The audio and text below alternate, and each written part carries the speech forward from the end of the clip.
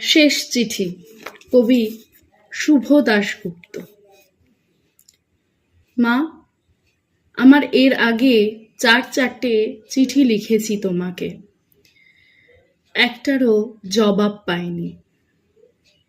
এটাই আমার শেষ চিঠি। ঠিকানা তুমি দাওনি, দিয়ে যাওনি। তবু অনেক কাঠ খড় পুড়িয়ে অনেক কষ্ট করে তোমার বর্তমান ঠিকানা জোগাড় করতে পেরেছি। এটাই আমার শেষ চিঠি মা। তুমি চলে যাবার পর পৃথিবী সূর্যের চারপাশে ঘুরে নিয়েছে প্রায় 3 বার, প্রায় 3টে বছর, মানে প্রায় 1100 দিন 1100 রাত। এতগুলো দীর্ঘ দিন